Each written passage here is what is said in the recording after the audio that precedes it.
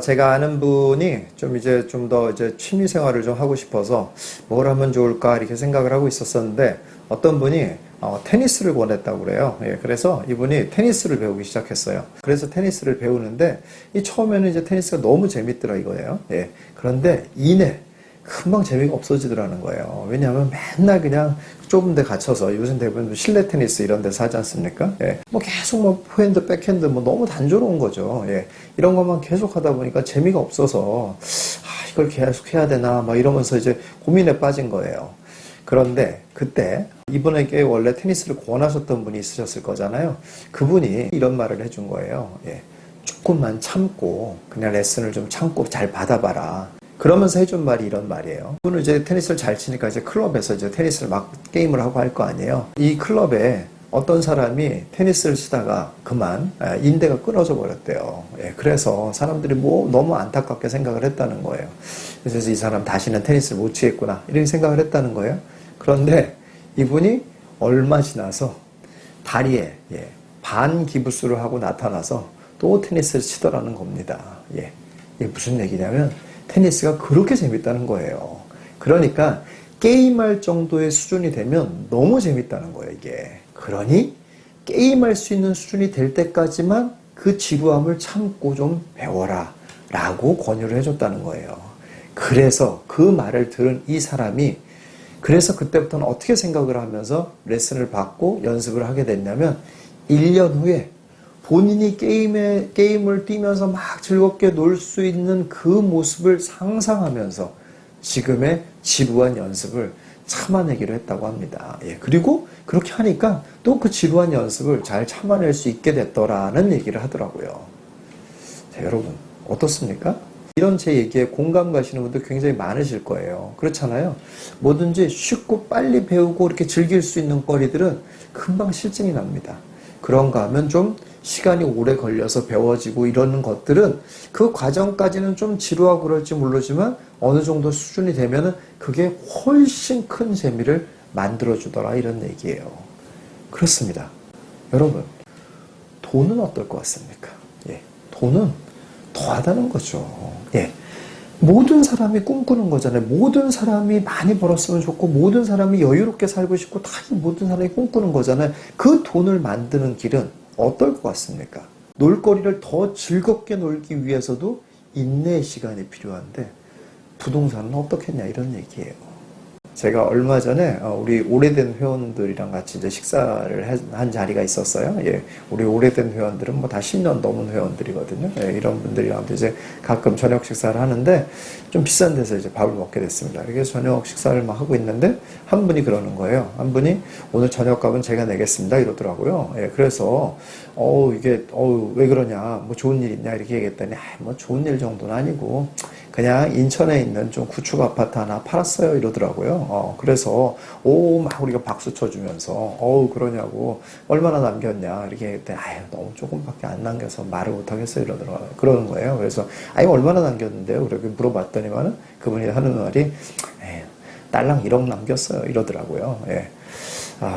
그래서 우리가 그래 딸랑 1억이니까 요 정도만 우리가 먹어주고 말하겠다 이렇게 끝내긴 했어요. 예. 여러분 어떻습니까? 딸랑 1억? 예. 진짜 서민들에게는 정말 이게 돌맞을 소리죠. 예. 그런데 이분이 딸랑 1억이다라고 말할 만하기도 해요. 왜 그러냐면 이분 이 아파트 몇 년 갖고 있었는 줄 아십니까? 10년 갖고 있었어요. 예, 10년 갖고 있어서 딸랑 1억 남겼다 라는 소리가 나올 법도 하지 않습니까? 예, 어떤 대상을 10년 가지고 있어서 1억을 벌었다. 예, 여기에서 여러분들의 지금 머리가 잘 돌아가시는 분들은 금방 드는 의문이 있을 거예요. 뭡니까? 예, 그렇죠. 얼마나 투자했을까? 예, 그렇죠. 예, 10억 투자해서 1억 벌었다면 딸랑 1억이라는 소리 나오겠죠. 그런데 그렇지는 않았을 것 같죠? 예, 맞습니다. 10년 전에 이분 이 아파트 얼마 주고 샀을까요? 예, 투자금 2천만 원 들었습니다. 예, 2천만 원 들어서 1억 버는 거예요. 10년 지나서 5배. 예, 양도세 다 내고도 1억 벌었어요. 예, 어떻습니까? 딸랑이라는 소리가 나옵니까? 예. 이런 소리가 사실은 나올 수가 없는 정도의 놀라운 성적이죠, 사실은. 예. 그런데 그분에게 왜 딸랑 1억이다 라는 소리가 왜 나오냐면 10년 기다린 것 치고는 너무 적지 않나 이런 생각을 하게 만드는 거죠. 착각이지만 그런 생각을 하게 만드는 거죠. 그런데 부동산을 해보지 않습니까? 그러면 이런 소리가 나와요. 왜 그러냐? 그만큼 많이 봅니다. 시간이 좀 걸릴 뿐이에요. 시간이 좀 걸리지만 결국은 많이 벌어요, 부동산은. 그러니까 해볼 만한 거예요. 근데 사람들이 그 시간을 못 기다리고 1년 기다려보고 2년 기다려보고 지금 뭐 사실 요새 역전세나 막 힘든 분들 많잖아요. 그리고 막 뭐 투자를 했는데 가격이 떨어졌다 막 이렇게 한 분들 있잖아요. 그분들 그래요. 그분들 마음 아픈 거 다 압니다. 근데 부동산 공부한 지 얼마나 됐나 보면은 길어봐야 2년, 3년 이렇게밖에 안 했어요. 그런데 그 사이에 부동산 가격이 떨어졌다고 내가 투자한 것보다 낮아졌다고 이렇게 다 이런 소리를 한단 말이에요. 그렇게 하는 게 아니에요. 물론 1년 만에 1억도 벌고 2억도 벌고 그럴 수도 있어요. 그러나 대부분의 경우에는 어느 정도 시간을 기다려야지만이 억대의 수익이 나오는 거예요. 그게 부동산입니다. 이것도 저희 회원 얘기인데요. 이분이 이제 오랫동안 부동산을 해왔습니다. 그래서 부동산 자산을 꽤 많이 깔아놨어요. 그런데 이분이 이제 요새 막 역전세를 너무 많이 맞고 막 이러니까 너무 스트레스를 받는 거예요. 그 중에 한 세입자가 나가겠다고 한 거예요. 그런데 마침 이 아파트가 좀 팔 수 있는 아파트예요. 그래서 옳거니 이걸 좀 지금 팔아야 되겠다. 팔아서 좀 다른데 역전세나 하고 이러는데 돈을 좀 메꿔야 되겠다. 이렇게 생각을 한 거예요. 그래서 이렇게 팔아보려고 이렇게 했더니만은 그래도 차익이 얼마나 나면 한 1억 정도가 차익이 나는 거예요. 그러니까 이거 지금 팔아야 되겠다 라고 생각을 했어요. 그런데 그분이 이내 잠깐 스톱 이런 생각을 하게 된 거예요. 왜 그러냐면 이 아파트가 임대사업으로 등록했던 아파트거든요. 이제 아파트는 지금 이제 임대사업 등록을 못 하지 않습니까? 근데 과거에 임대사업으로 등록했던 것들은 세입자가 나가기만 하면 임대사업에서는 빠져나올 수가 있습니다. 그러니까 파는 건 자유예요. 그리고 이제 일반과세를 받게 되니까 뭐 사실은 괜찮습니다. 그런데 과거에 임대사업을 등록해 놨던 거는 8년만 보유하고 있으면 50%의 장기 보유 특별 공제를 받는다는 거예요. 그리고 10년을 보유하고 있으면 70% 장기 보유 특별 공제를 받습니다. 그러면 이분이 지금 몇 년 됐나 봤더니만은 6년을 갖고 있었던 거예요. 그러니 2년만 더 기다리면 어떻습니까? 장기 보유 특별 공제를 50%, 그러니까 세금을 50% 다는 안 해도 거의 그런 정도 효과를 내거든요. 세금의 절반을 안 낼 수 있는 효과가 나타난다는 거예요. 그럼 지금 1억 정도에 팔면 세금 얼마 내냐면 한 3천만 원 정도를 세금을 내야 됩니다. 그러면 7천만 원 정도를 손에 쥐게 되는 거잖아요. 수익금이 이렇게 되는 거잖아요. 근데 2년만 기다리면은 수익금이 8,500만 원이 생기는 거예요. 그리고 아예 더 10년, 4년을 기다려보잔 말이에요. 4년을 기다려보면 어떻게 되냐면 거의 세금을 내지 않습니다. 그러면은 1억을 손에 쥐는 거잖아요. 그럼 4년을 기다리면 저절로 3천만 원이 생기는 거예요. 게다가 그것뿐이 아닙니다. 지금 벌써 이제 바닥은 치고 가격이 조금 올라왔잖아요. 그러니 4년을 만약에 기다렸다라고 하면 지금 가격보다 조금 올라갈 거라고 본단 말이에요. 그런데다가 세금은 안 내도 된다 이런 얘기예요.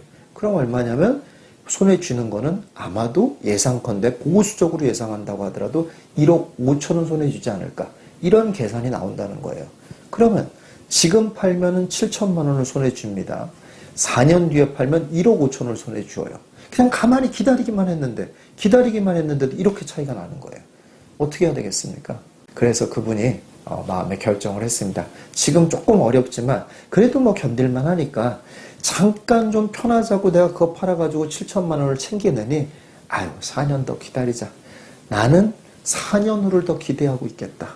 라고 마음을 고쳐먹었습니다. 그래서 매도하지 않고 그냥 다시 전세를 놔가지고 4년을 더 기다리기로 이렇게 결정을 했습니다. 제가 잘했다고 그랬거든요. 자, 그렇습니다. 여러분, 이런 거를 보면서 어떤 생각이 드십니까? 우리가 막 잘 놀고 재밌게 놀려고 하더라도 기본적으로 인내가 필요합니다. 그렇죠? 기본적으로 그 재밌게 놀기 위해서 준비해야 될 시간들이 필요해요. 그걸 많이 준비하면 준비할수록 나중에 더 재밌게, 더 오랫동안 놀 수가 있습니다. 마찬가지로 부동산도 그렇습니다. 여러분, 이렇게 돈 버는 일도 잘 묵혀놓으면 더 큰 돈을 벌 수가 있습니다. 이게 기본이에요. 보통 사람들의 삶에서 미래에 대해서 막 긍정적으로 막 기대감을 갖고 이렇게 사는 사람들 몇 명이나 있겠어요? 그 다 반대로 살죠. 대부분의 사람들은. 다 걱정스럽습니다. 미래가 되면은 당연히 나이가 들고, 나이가 들면서 능력은 떨어지고, 수입도 떨어지고, 힘도 떨어지고, 이러니까 다 불안한 미래들만 생각하고 있는 사람들이 거의 대부분이, 이게 보통 사람들의 삶이에요. 그런데 여러분들, 아까 제가 4년 후에 저걸 팔아야지, 또는 내년에 저걸 팔아야지, 라고 기대하면서 사는 사람의 삶은 어떨 것 같아요? 4년만 지나면 이게 내 손에 억대가 떨어진다 라고 생각하고 사는 사람들 어떻습니까? 얼마나 다릅니까? 예. 이 차이가 어디서 벌어지는 거예요? 결국 내가 투자 자산을 잘 심어놨느냐 안 심어놨느냐가 이렇게 큰 차이를 만들어내는 거예요. 누구는 미래가 계속 불안하고 걱정만 되고, 누구는 미래를 기대하고 있는 거예요. 4년만 기다려라. 4년만 지나라. 내가 그러면 저 열매를 따서 내가 풍성한 식탁을 차리리라 라고 기대하고 있는 거예요. 그렇다면 여러분들이 해야 될 것은 분명합니다. 뭘 해야 될지 정확히 아시고 그것을 위해서 준비하시고 노력하시는 여러분들 되시기 바라겠습니다.